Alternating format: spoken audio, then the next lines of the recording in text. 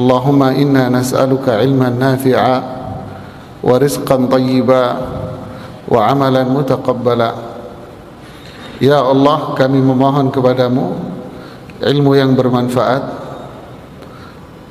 rizqan tayyiba, rezeki yang halal, dan amalan yang terkabul. Para jamaah sekalian, sahabat Anas ibnu Malik radhiyallahu ta'ala anhu mengatakan, dan beliau sahabat yang membantu Rasulullah sallallahu alaihi wasallam selama beliau tinggal di kota Madinah. Khadamtu Rasulullah sallallahu alaihi wasallam 10 sinin. Saya menjadi pembantu Rasulullah sallallahu alaihi wasallam selama 10 tahun. Berarti selama Rasulullah SAW tinggal di Madinah, otomatis beliau tahu persis apa yang menjadi kebiasaan Rasulullah sallallahu alaihi wasallam. Sahabat Anas bin Malik mengatakan dalam riwayat Imam Tirmidzi, Ibnu Majah, Imam Ahmad dengan hadis yang sahih, kana Rasulullah sallallahu alaihi wasallam yukthiru an yaqul, bahwa Rasulullah sallallahu alaihi wasallam sering berdoa dengan doa, ya muthabbital qulub, tsabbit qalbi ala dinik. Wahai zat yang membolak-balikkan hati, teguhkan hatiku di atas agama yang benar ini. Lalu para sahabat bertanya, tidakkah kita ini sudah beriman ya Rasulullah? Maksudnya, kenapa kita harus berdoa dengan doa itu? Minta diteguhkan hati agar tetap berada dalam ketaatan, keimanan, ibadah kepada Allah. Bukankah kita ini sudah beriman, sudah taat selama ini? Seolah-olah ini doa mungkin buat mereka yang belum beriman, belum taat, sholatnya masih bolong-bolong, atau mungkin tidak sholat. Lalu Rasulullah sallallahu alaihi wasallam menjawab, innal quluba baina usbu'aini aw isbi'aini min asabi'ir rahman yuqallibuha kaifa yasha. Allahu akbar. Hati-hati ini semua berada di antara dua jari dari jari-jari Allah subhanahu wa ta'ala. Yuqallibuha kaifa yasha. Allah bisa membolak-balikkan hati, merubah hati seseorang kapan saja Allah kehendaki. Inilah jemaah yang menjadikan kita ini perlu untuk membaca doa ini setiap sholat, terutama di saat kita sujud, sebelum salam. Kita perlu menjadikan doa ini lebih dari sekedar kebutuhan kita untuk makan dan minum. Kebutuhan kita akan keteguhan hati ini jauh lebih besar dibanding dari makan dan minum.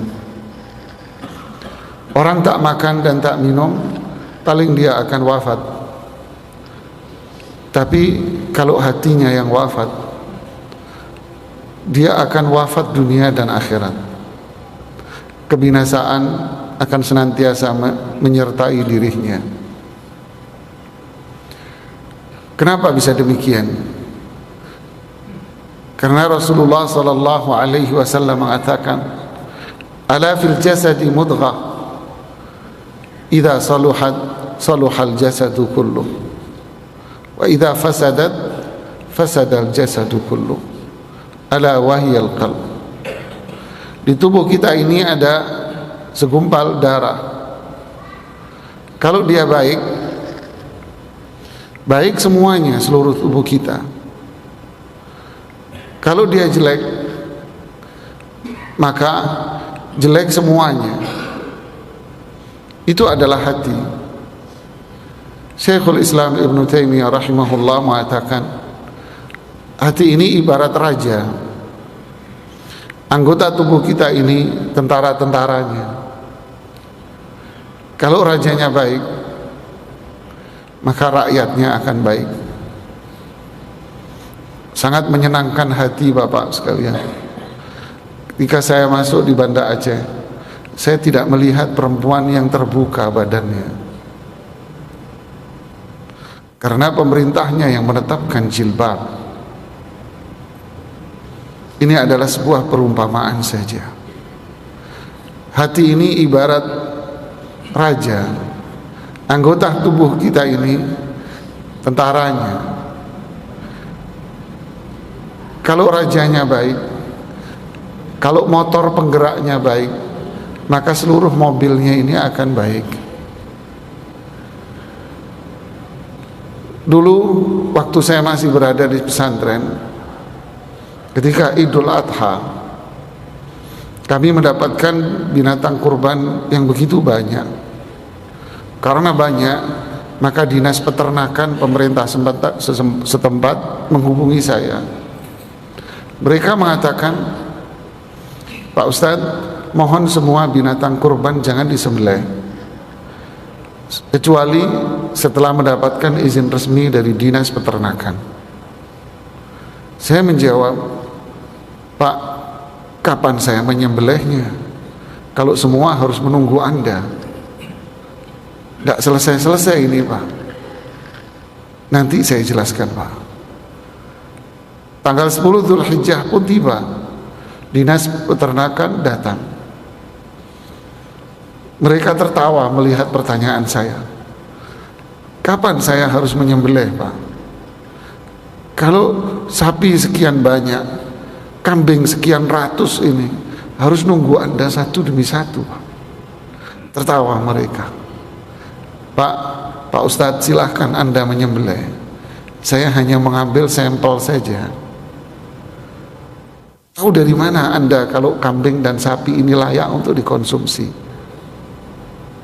Saya hanya melihat hatinya saja, Pak. Kalau hatinya sehat, berarti sapinya ini sehat. Bengong saya, Pak. Subhanallah. Saya hanya teringat hadis Rasulullah SAW saja. Benar Bapak Kepala Dinas itu.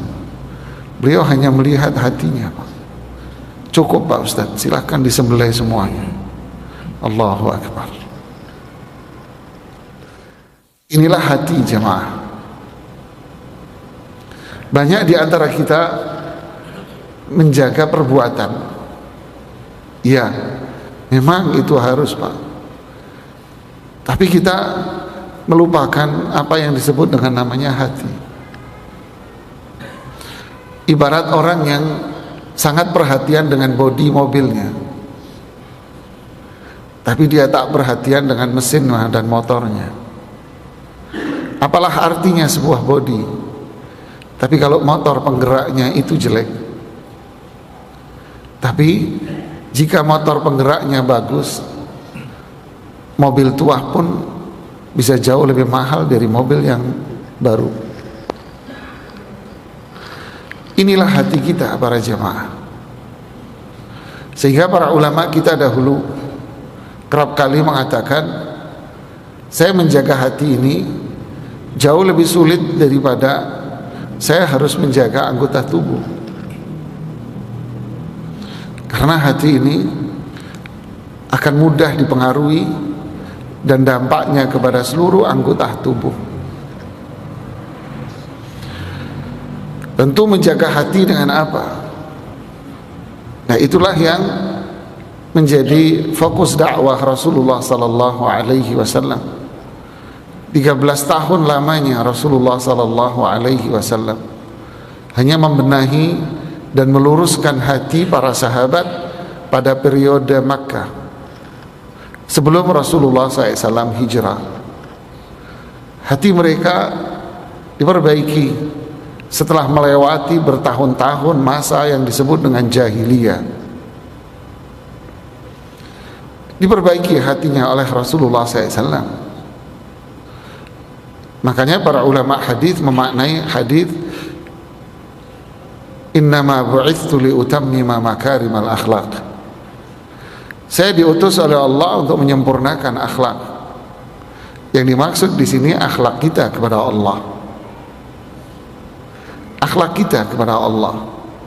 Kalau akhlak kita kepada Allah, pasti akan muncul batang pohon dan buah yang sangat besar dan rindang.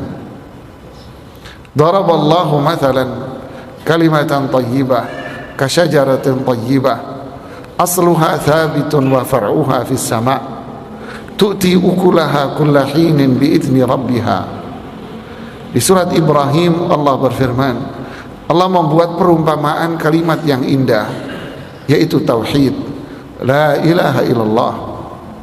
Ibarat sebuah pohon yang indah dengan akar yang sangat kuat, di mana batangnya itu pasti akan menjulang tinggi ke langit, yaitu perbuatannya akan diterima sama Allah. Buahnya akan muncul setiap saat. Itulah akhlaknya dia.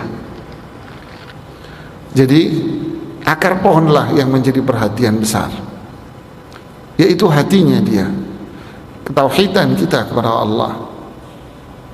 Kalau dulu kita sering mendengar ungkapan belalah dadaku, ada apa isinya, Pak? Orang yang beriman akan mengatakan belalah dadaku, di dada ini ada terisi la ilaha illallah. Ini yang akan melahirkan kekuatan power yang luar biasa, sehingga komandan Persia yang menjadi negara adidaya besar saat itu disurati oleh Khalid ibn Walid setelah mendapatkan perintah resmi dari khalifah, yaitu Abu Bakar As-Siddiq radhiyallahu ta'ala anhu, untuk melakukan ekspansi dakwah ke wilayah Persia.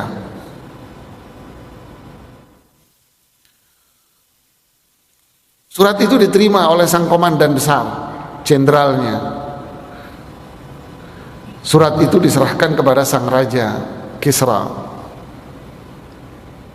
Lantas sang komandan besar, jenderal bintang 4, sontak mengundurkan diri dari komandan kepemimpinan perang. Tak mampu dia menghadapi Khalid ibn Walid. Tapi sang raja memaksa. Akhirnya perlawanan pun tidak bisa dielakkan. Ada 15 wilayah yang harus ditaklukkan oleh Khalid ibn Walid. Akhirnya sang komandan dalam satu pertempuran yang tak sebanding, 4.000 melawan 100.000 sampai 150.000 pasukan tempur. Sang komandan mengatakan, wahai Khalid, apa yang diajarkan oleh nabimu? Kamu tak pernah terkalahkan, padahal kamu tak memiliki pasukan dan persenjataan yang cukup. Khalid radhiyallahu ta'ala anhu menjawab, nabiku tak mengajarkan apapun. Nabiku hanya mengajarkan kalimat la ilaha illallah untuk kita tanam di hati saya. Inilah sebuah kekuatan jamaah. Makanya iblis tak akan berhenti untuk merusak hati, karena di situ penggeraknya jamaah. Berhasil merusak hati, berarti rusaklah manusia ini. Satu riwayat disebutkan oleh Imam Ibnu Jarir At-Tabari di dalam tafsir namanya Tafsir Tabari. Tafsir pertama dibukukan dalam sejarah Islam. Wafat tahun 310 Hijriah rahimahullah. Ketika membaca firman Allah, sabbih isma rabbikal a'la. Sabbih, bacalah tasbih, agungkanlah Allah subhanahu wa ta'ala dengan nama-nama dan sifat-sifatnya. Makanya sabbih isma rabbik, tasbih, agungkanlah nama Rabbmu al-a'la, yang maha tinggi. Ketika Abdullah ibnu Mas'ud membaca surat ini dan sampai pada ayat bal tu'thirunal hayatad dunya, sungguh kalian lebih mementingkan kehidupan dunia, Tarakal qira'ata wa aqbala ala ashabihi faqal. Beliau menghentikan bacaan surat Al-A'la dan beliau menghadap ke murid-muridnya. Lalu beliau mengatakan, atharna dunya 'ala al-akhirah. Fasakatal qaum.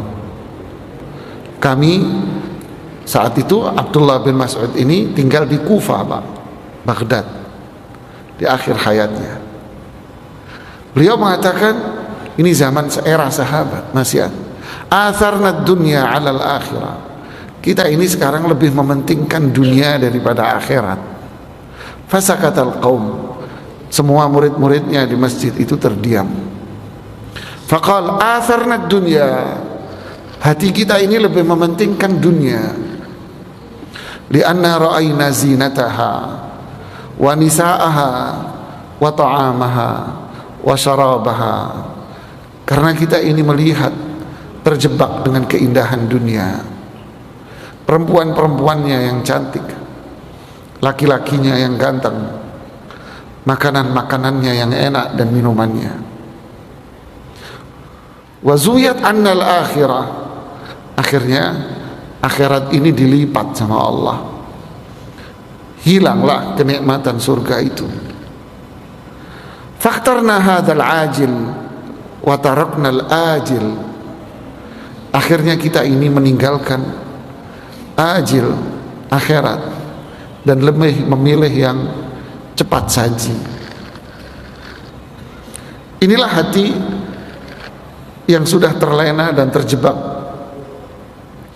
dengan sebuah sangkar yang namanya dunia. Sehingga kalau kita ditanya di era sekarang, para jamaah, nah, kalau sudah gede mau jadi apa?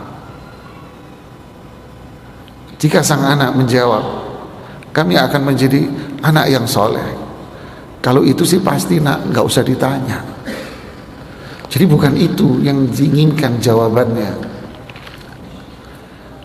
Kalau sang anak menjawab, saya ingin menjadi pengusaha yang sukses, itu baru anak ayah yang pintar. Sekolah-sekolah pun akan bermunculan dengan mengatakan kepada masyarakat bahwa output kami, lulusan kami adalah mereka yang sudah menjadi teknokrat, pengusaha, politisi. Seingat kita, bapak-bapak yang tua di sini, dulu guru-guru kita ini kayaknya nggak ngelahirin itu, Pak. Di surau-suraunya mereka melahirkan orang yang pandai membaca Al-Quran dan sholat. Toh ketika dewasa mereka pun tetap menjadi orang, Pak. Bukan seperti bahasa para pensiunan di komplek, Pak. Gimana kabar anaknya? Alhamdulillah sudah jadi orang, Pak. Yang ini doain, Pak, belum jadi orang. Nggak tahu anaknya yang terakhir masih jadi apaan, Pak. Saya juga nggak paham. Menganggap manusia sukses itu ketika dunia itu sudah mengelilingi dia. Padahal dulu sebelum masjid ini gede-gede begini, surau subuh masih ke masjid menggunakan apa dulu, Pak? Hah? Lampu kecil gitu, nggak tahu bahasa Acehnya apa ya. Kata orang Jawa Timur cempluk, Pak. Ke musola karena gelap gulita dulu. Mereka melahirkan orang-orang yang beriman, beramal. Kalau ada satu anak yang pagi subuh itu nggak ke masjid, paginya sang ustadz ke rumah, orang tuanya yang dimarahi. Kemana anakmu subuh tadi nggak ke masjid? Hati mereka dipenuhi dengan kecintaan terhadap Islam. Tapi sekarang kita tak peduli dengan itu, tapi kita akan galau dan gelisah ketika anak kita ini tidak kuliah di bangku kuliah sosial atau teknik atau sains dan sebagainya. Akhirnya hati ini pun penuh dengan kotoran-kotoran, Pak. La haula wala quwata illa billah. Dalam hadis Abu Sa'id Al-Khudri radhiyallahu taala anhu mengatakan, jalasa Rasulullah sallallahu alaihi wasallam ala mimbar wa jalasna hawlahu faqala inna mimma akhafu alaikum min ba'di ma yuftahu alaikum min zahratid dunya wa zinataha. Suatu hari Rasulullah sallallahu alaihi wasallam berceramah di atas mimbar dan kami duduk di sekitar mimbar itu. Lalu Rasulullah SAW mengatakan, di antara sesuatu yang paling saya takuti atas kalian setelah saya wafat nanti, lihat, setelah saya wafat, yang paling saya takutin, apa itu? Ma yuftah alaikum min zahratid dunya wa zinataha. Kekayaan dunia ini dibuka lebar oleh Allah kepada kalian. Dan itulah yang terjadi. Sekarang seseorang bisa menikmati semua yang ada di alam semesta ini dengan mudah, Pak. Akhirnya hati manusia sudah bergeser dari berisi la ilaha illallah dengan hati yang berisi al-fulus halus, Pak. Duit ini halus, Pak. Sehingga kata orang, ma fi fulus mampus, Pak. Tanpa fulus kita mati, Pak. Inilah yang menjadikan kita ini jauh dari Allah Subhanahu wa taala.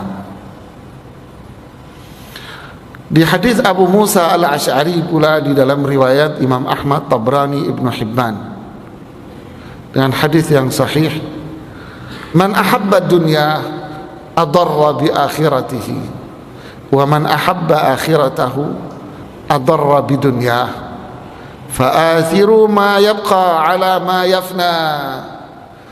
Siapa yang hatinya lebih mencintai dunia, maka akhirat pasti ditinggal, Pak. Tapi kalau hatinya lebih diisi dengan akhirat, maka dunia menjadi tak selera buat dia. Pilihlah sesuatu yang kekal daripada sesuatu yang bakal sirna dan hilang. Inilah petuah nasihat Rasulullah sallallahu alaihi wasallam. Ini yang menjadikan kita ini sekarang di era yang tak tahu bagaimana kita ini memilih mana yang baik dan mana yang buruk. Tak tahu kita jalan ke masjid padahal rumah-rumahnya dekat dengan masjid. Mereka lebih memilih kafe-kafe, warung kopi yang jauh di sana, tapi jalan ke masjid dia lupa lewat mana. Kenapa, jemaah? Al-fulus halus. Duit ini, Anda tahu al-fulus itu bahasa Arabnya fils. Fils itu artinya dalam bahasa Arab klasik itu uang receh, Pak. Lihat, berarti fulus ini uang receh, tapi itu lebih dicintai. Inilah yang harus kita hati-hati, Pak. Ini harus hati-hati. Ini penyakit yang berbahaya pada hati kita. Makanya bal tu'thirunal hayatad dunya. Kalian lebih memilih dunia. Setelah ayat ini bicara tentang mereka yang ashqa, mereka yang sengsara di neraka, la yamutu fiha wa la yahya. Mereka di neraka itu hidup tak bisa, mati pun tak bisa, karena azab yang begitu dahsyat. Lalu Allah menyebutkan kenapa mereka diazab seperti itu. Karena hatinya dia tak lagi berisi tentang tauhid la ilaha illallah. Hatinya berisi tentang dunia. Ini satu penyakit yang berbahaya, Pak. Ada penyakit lain yang berbahaya, ya, karena keterbatasan waktu ini. Para ulama mengatakan, Ibnu Qayyim, Ibnu Rajab di beberapa kitab mereka, Usulul khataya kulluha thalatha. Biang kehancuran manusia itu 3, Pak. Dan inilah penyakit hati semua. Sumber kerusakan itu 3. Dan ini semua penyakit hati. Apa itu? Al-kibr, sombong. Hirs, ambisi terhadap dunia. Yang ketiga, hasad, dengki, Pak, sama orang. Mereka ulama kita mengatakan al-kibr, sombong, huwallazi asara iblis ila ma asarahu. Sombong inilah yang menjadikan iblis itu berada seperti kondisinya dia sekarang. Padahal iblis ini berada di surga dan tempat tinggalnya di surga, dan diciptakan lebih dulu daripada Adam manusia. Sudah di surga. Berapa lama di surga? Wallahu a'lam. Gak ada yang tahu, karena gak ada riwayat yang menyatakan itu. Berapa lama dia penghuni surga. Tapi ketika Adam diciptakan, muncullah sombong dia, sehingga Allah keluarkan, usir dari surga dan dimasukkan neraka. Sombong ini penyakit hati yang berbahaya. Hubbut tarafu', dia lebih suka dirinya berada di anak tangga yang lebih tinggi dibanding dengan orang lain. Biarkan orang lain menginjak tanah, kalau saya tidak menginjak tanah, saya berada di atas anak tangga. Dia merasa dirinya lebih hebat. Itulah sifat iblis. Dan itulah yang menjadikan manusia ini diazab. Yang kedua, al-hirsu 'alal mal. Walladhi akhraja Adam minal jannah. Ambisi untuk menikmati, ambisi untuk menguasai dunia. Ini yang menjadikan Adam ini terjebak akhirnya dengan jaring-jaring jeratan iblis. Akhirnya Nabi Adam dikeluarkan dari surga. Kalau gede jadi apa, nak? Ambisi dunia. Al-hasad walladhi jarra'a ahadu ibnai Adam ala akhi. Hasad yang menjadikan salah satu dari anak Adam itu membunuh saudaranya. Hasad. Dia tidak bisa melihat saudaranya mendapatkan nikmat. Dia benci itu. Dia berharap nikmat yang ada pada diri saudaranya itu hilang. Saya doain, semoga mampus kamu. Marah dia, jengkel dia kalau melihat saudaranya itu mendapatkan nikmat dan karunia. Dia berharap semoga karunia yang Allah berikan kepada si fulan sirna pada dirinya. Terjadilah kejahatan-kejahatan di mana-mana, Pak.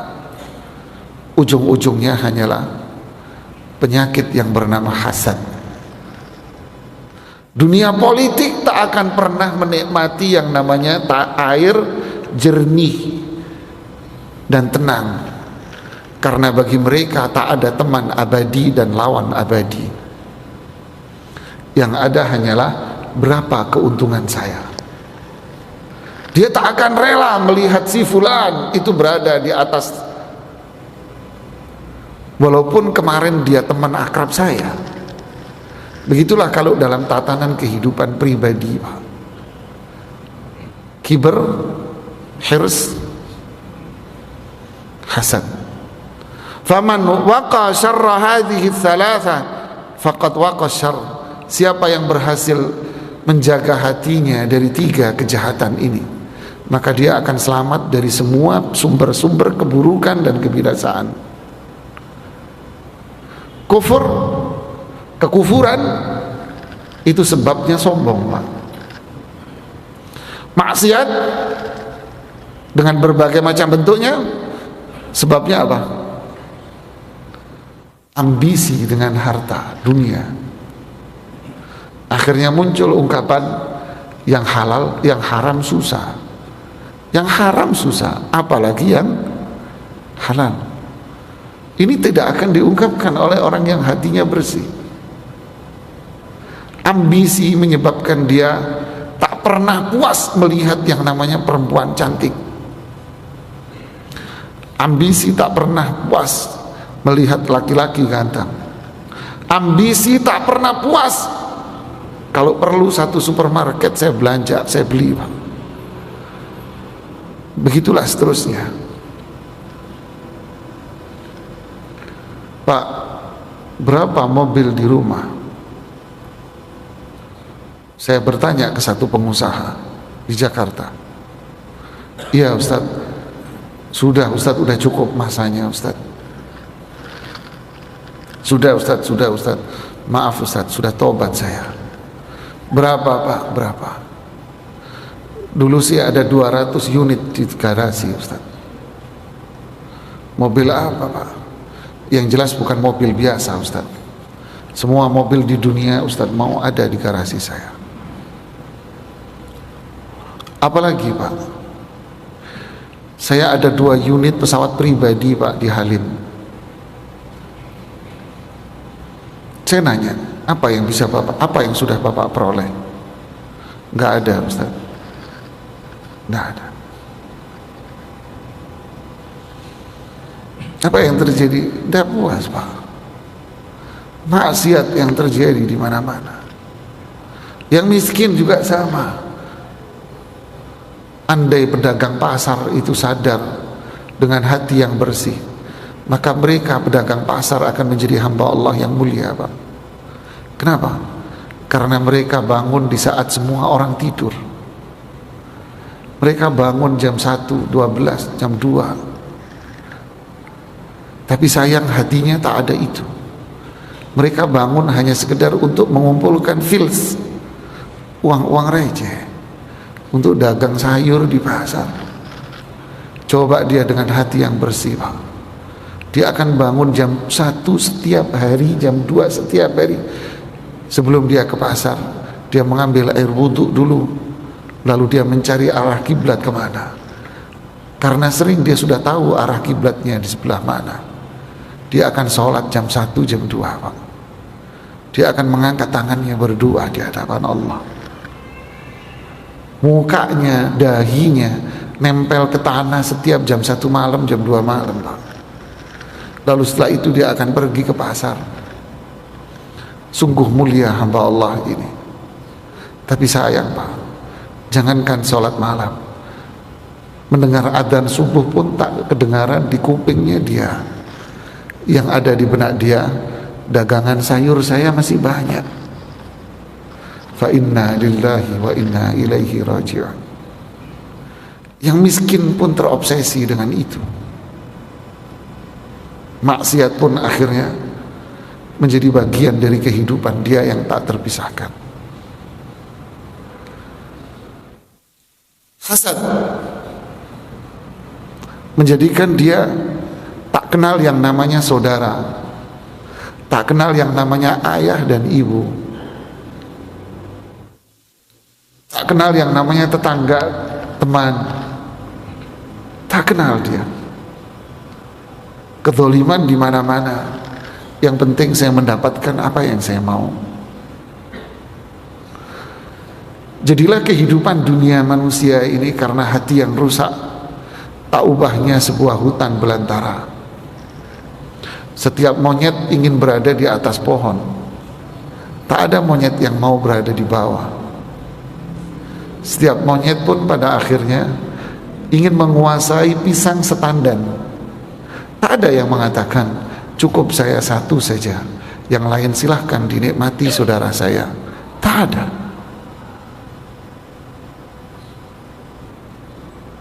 Inna lillahi wa inna ilaihi raji'un.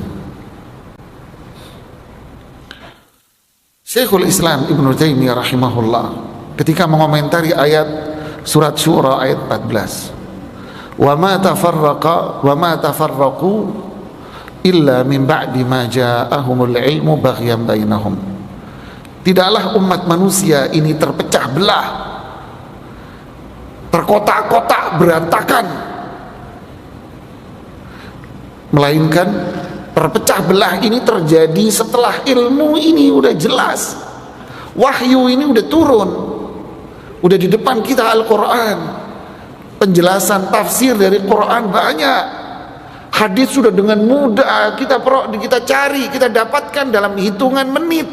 Dengan satu jari kita bisa mencari hadis di media teknologi itu, tapi tetap terpecah belah.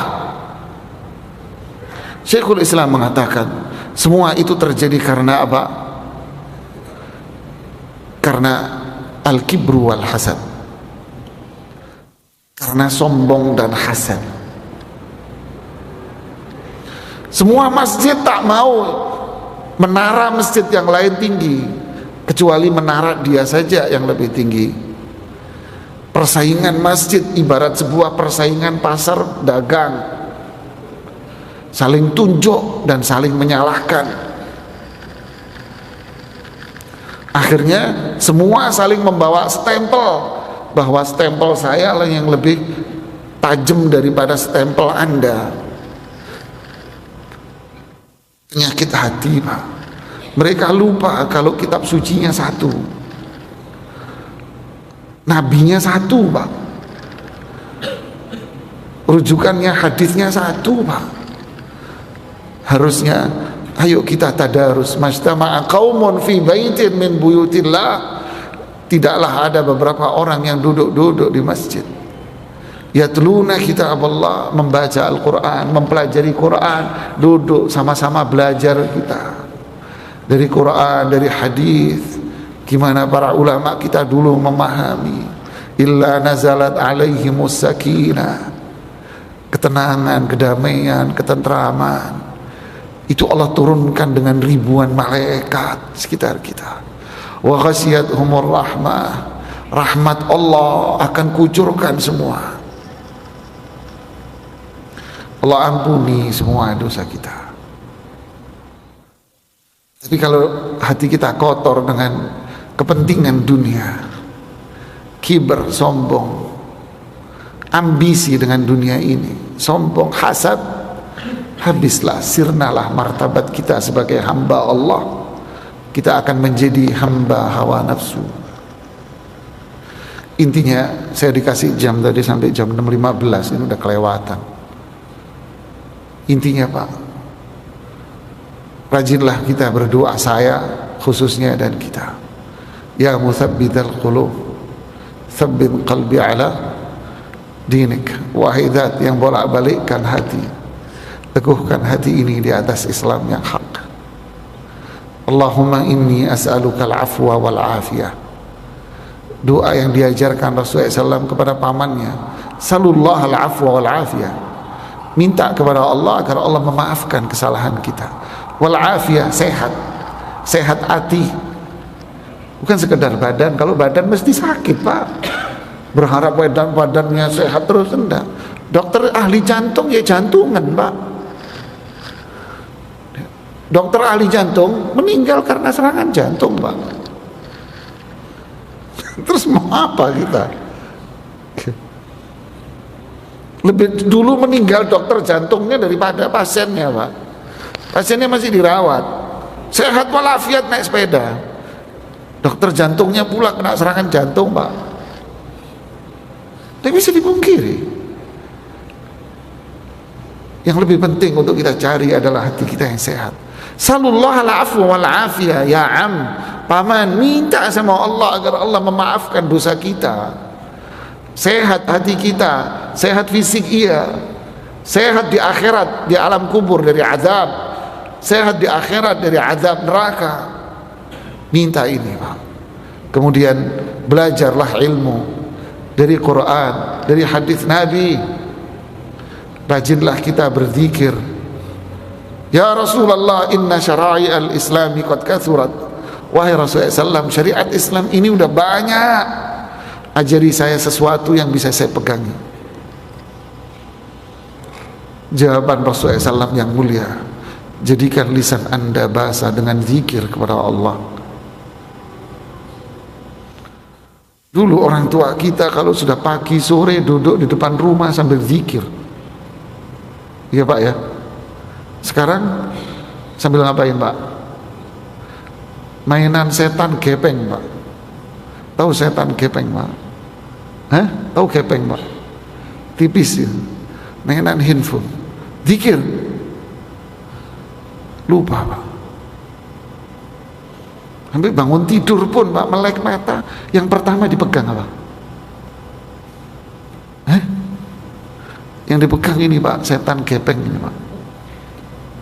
Sholat pun Pak, Assalamualaikum warahmatullahi, Assalamualaikum warahmatullahi, Inna lillahi wa inna ilaihi raji'un. Zikir ya akhi. Lupa Pak, lupa sudah. Hati kita ini, kita pengen hati kita jadi agar-agar Pak, bukan jadi daging rendang Pak. Anda.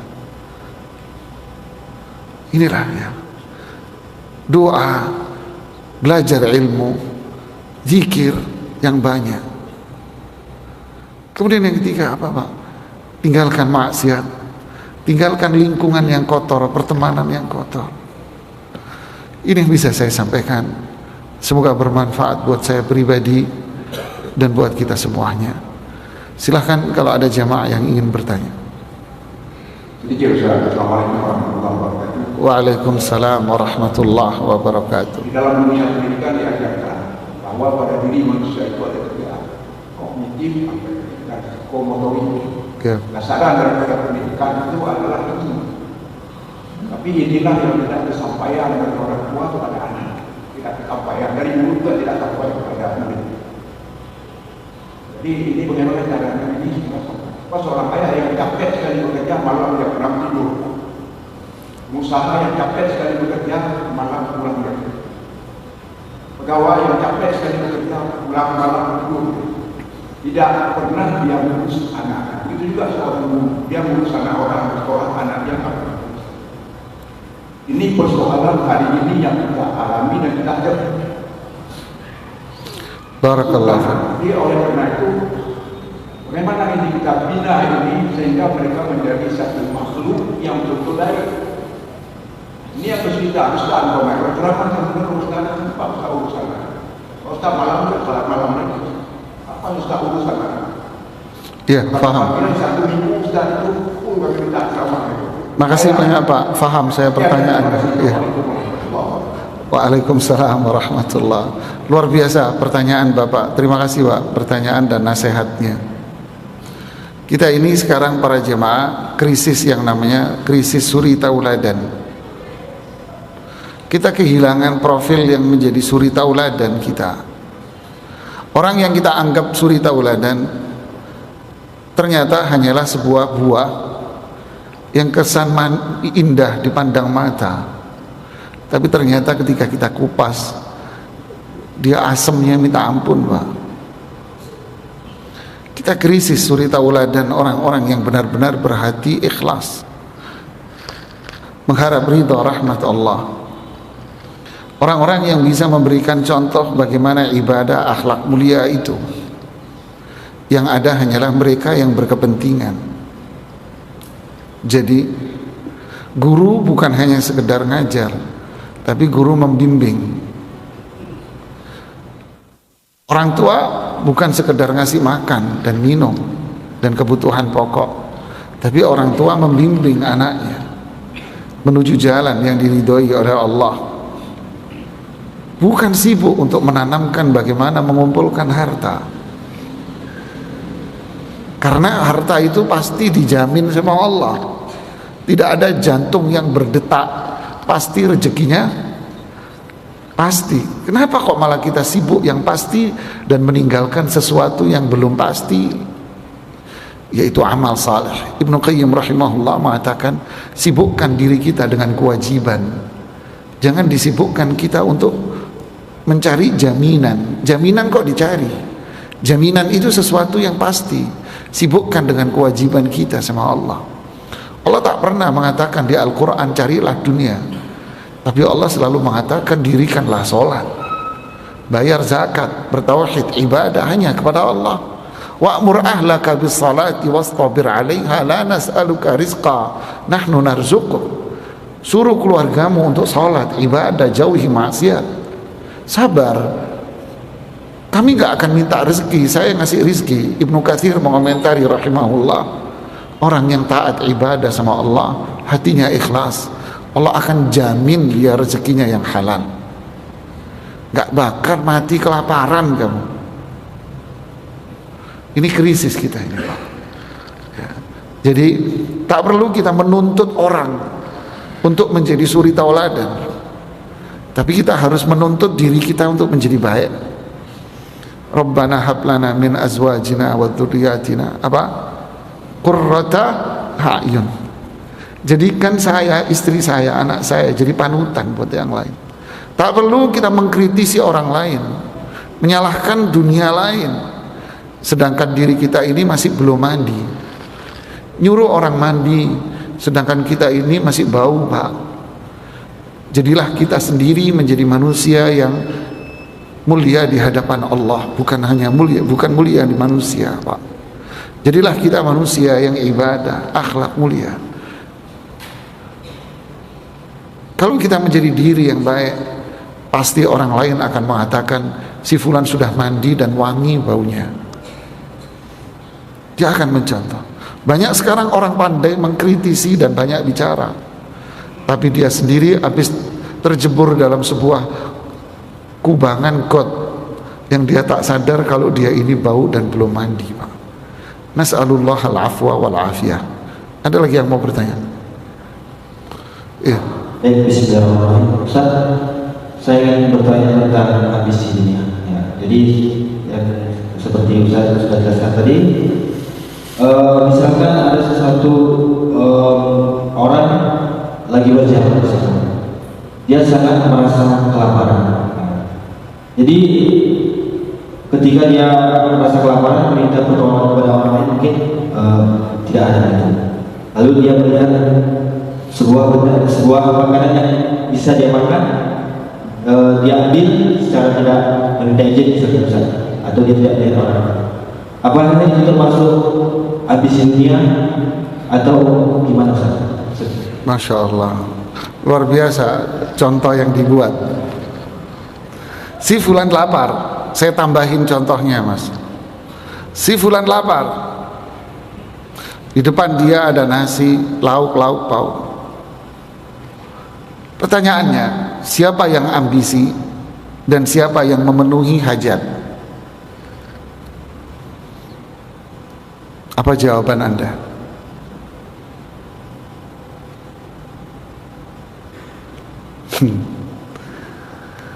Mohon maaf. Anda membawa pisang 1 tandan, 2 tandan, 10 tandan. Anda berikan kepada seekor monyet. Apakah monyet ini merasa puas dengan 1 pisang, atau kalau perlu setandan diambil semua? Yang terjadi apa, Pak? Semua akan diambil. Gigit 1 gigit, 2 gigit dibuang. Tangan kanan, tangan kiri, kaki, mulut, semua dia akan pegang. Tapi ada yang satu datang, dia cuma ngambil 1 butir lalu dimakan. Pak, masih ada? Cukup, alhamdulillah, udah kenyang. Makanan banyak, dia makan dia, alhamdulillah. Ini Pak, ini silakan. Cukup Pak, alhamdulillah. Mana yang ambisi dan mana yang memenuhi hajat? Yang ambisi yang mana? Yang pertama apa yang kedua? Yang pertama. Siapa yang memenuhi hajatnya? Yang kedua. Dia mencukupkan diri dengan apa yang ada. Walaupun dia memiliki semua, Pak. Ini etalase makanan full punya dia. Umpamanya Allah kasih dia. Tapi dia akan makan dengan sepiring, lalu secukupnya udah. Cukup, Pak. Yang ini gimana ini sisanya? Kalian yang makan. Ini namanya sedekah dan infak. Ayo silahkan makan. Tapi yang ambisi dia makan, padahal makan sedikit obatnya dari kantong sudah sekresek Pak. Tapi yang ini didekap sama dia, enak. Pak silakan sedekah. Mohon maaf tak ada uang receh. Lu emang nggak boleh Anda sedekah dengan yang merah, dengan yang biru? Haram. Pelit kali Anda. Bukan duit Anda. Orang yang terobsesi pengen kaya. Hadza mazmum. Ini yang tercela Pak. Ni'mal malus salih fil rajuli salih. Tapi yang pertama ini orang mulia. Dia punya, anggap punya banyak. Sudah cukup, sudah kenyang. Silahkan Anda mau makan, ambil. Akan habis makanannya? Tak akan habis. Mana qasad sadaqatun min mal. Harta Anda tak akan habis kalau Anda gunakan untuk kesejahteraan. Ini yang bisa saya sampaikan, semoga bermanfaat buat saya, dan mohon maaf jika ada kata-kata saya yang kurang berkenan di hati atau ada kesalahan dari diri saya pribadi. Subhanakallahumma bihamdik asyhadu an la ilaha illa anta astaghfiruka wa atubu ilaik. Assalamualaikum warahmatullahi wabarakatuh. Dakwah semampumu.